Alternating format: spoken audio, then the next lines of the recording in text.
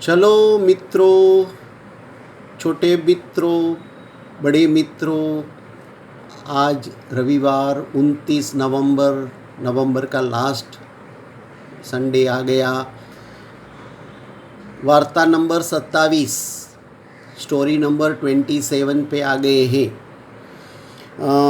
आज जो हमारे सबसे छोटे छोटे मित्र हैं उसका हम वापस एक दफ़े नाम लेंगे। उसमें है हीर, आरव, कविश, शिवान, आहान, ध्यानी, कियान, दियान, आत्मिका, देव, मीरा અને रियांश। उसमें कुछ तो काफ़ी कुछ महीनों के हैं। ये सब हमारे कहानी सुनते हैं, उसके पेरेंट्स उसको सुनाते हैं। हमें बहुत आनंद होता है, ये छोटे बच्चे भी हमारी कहानी सुनते हैं तो। और आज हमारे जो स्टूडेंट है रीना पटेल कनाडा में, उसकी 2 बेटियां हैं, द्विति और मीरा। मीरा बहुत छोटी है, 2 साल का है। सेकंड बर्थडे अभी सेलिब्रेट किया उसने। द्विति is about 5 years old. So Dviti and Hasti will take attendance today, and Advait and Jeel will distribute prasad, नाश्ता and केला, बनाना। ओके, इसमें बहुत सारे छोटे छोटे बच्चों को भी केला खाने की आदत हो गई है। हमारा कियान की मम्मी तो फ़ोटोग्राफ शेयर करती है। हमारा प्रतीक भी अपना आहान का फ़ोटोग्राफ भेजता रहता है। यस। तो आज की कहानी है શિયાળ અને બગલો। વાર્તા નંબર 27। શિયાળ मीन्स फॉक्स एंड बगलो मीन्स स्टॉर्क, है ना।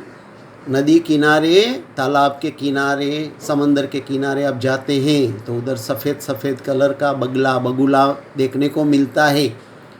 हाँ, मछली खाता है और पेट भरता है। तो जंगल में एक शियाળ रहता था और नदी के किनारे एक बगुला रहता था। तो शियाળ जब भी खाना खा के पानी पीने जाएगा तो उधर बगुला से पहचान होएगी और बगुला उसको कुछ फ़िश भी देगा। तो शियाળ को अच्छा लगता था ये फ़िश खाना, तो उसमें दोनों में दोस्ती हो गई। लेकिन शियाળ है ना, फॉक्स है ना, लबाड़ था, बहुत कनिंग था, बहुत चालाक था और स्वार्थी भी था। तो रोज जब भी बगुला उसको इतनी मछली खिलाता है तो शियाળ को लगा कि चलो अभी मैं भी बगुला को दावत देता हूँ, पार्टी देता हूँ। तो उसने कहा, बगुला भाई आप मेरे घर पे खाना खाने आइए ना। तो बगुला को लगा ठीक है। तो शाम को उसने डिनर के लिए बुलाया, रात सांजનું ખાવાના માટે બોલાવ્યો। लेकिन मैं कीधું ને કે શિયાળ बहुत લુચ્ચું હતું, बहुत ચાલાક હતું। તો શિયાળને શું કર્યું, ખીર બનાવી દૂધની, दूध અને ચોખાની ખીર બનાવી, મીઠી મીઠી સરસ મજાની, પોતાને ભાવતી। હા, અને બગલાને બી ભાવતી હતી। બનાવીને મોટી થાળી લીધી અને થાળીમાં બધી ખીર ઢોળી નાખી, પાથરી દીધી અને કીધું, बगला भाई चलो। अभी आपको मालूम है बगला कैसा होता है। वो तो क्या, पतली बीक होती है, उसकी चाँच होती है पतली सी। हाँ, वो चाँच डाल के जैसे पानी में से मछली उठाता है। तो अभी वो छोटी सी जगह में ऐसी होएगा तो ही वो चाँच से खा सकेगा। जैसे थाली में से खाएगा तो उसके पेट में कुछ जाएगा ही नहीं, उसकी चाँच में कुछ आएगा ही नहीं। तो શિયાળ तो फटाफट जीभથી બધું ખાવા માંડ્યું, ખીર ચાટવા માંડ્યું। ને બગલાભાઈ બિચારા સામે જોઈ રહ્યા, ખાઓ બગલાભાઈ। શિયાળ પાછું કહે, શિયાળ વાપિસ પૂછતા है फॉक्स, खाओ बगलाभाई, कितनी बढ़िया खीर बनी है, कितनी मीठी खीर बनी है, खाओ। बगुलाभाई कैसे खाएगा, भूखा रह गया। લુચ્ચું શિયાળ બધી ખીર ખાઈ ગયું અને બગલો નિરાશ થઈને પોતાને ઘરે ભૂખ્યો જતો રહ્યો। પછી થોડા દિવસ પછી બગુલાએ કીધું કે इसका बदला तो लेना ही पड़ेगा, मैं उसको रोज़ फ़िश खिलाता हूँ और उसने मुझे ऐसा हैरान किया, भूखा रखा, अपने घर पे खाना खाने के लिए बुला के। तो बगुला ने भी कहा कि શિયાળ भाई આજે મારા ઘરે ખીરની પાર્ટી કરીએ, તમે મારા ઘરે ખાવા આવો। हाँ, मैं खीर की पार्टी देता हूँ, आप डिनर के लिए आज मेरे घर पे आइए। तो शियाड़ तो राजी रह गई, एकदम मज़ा आवेगी कि मैंने कैसे बगुला को मूर्ख बनाया था, अभी देखो मैं उसके घर पे भी जाके सब खा लूँगा। लेकिन बगुला इतना मूर्ख नहीं था, સ્ટોર્ક કે ના ઇતના મૂર્ખ નહીં થા બગલો, એવો કંઈ મૂર્ખ નહોતો. તો બગુલાએ શું કર્યું, મોટું પાણીનો કુંજો જગ જેવું હોય ને, पतला ऐसा जो फ्लावर वास जैसा होता है ना, ऐसा बड़ा लिया और एकदम पतला उसका मुंह था एकदम, और वो खीर बना के उसमें भर दिया पूरा।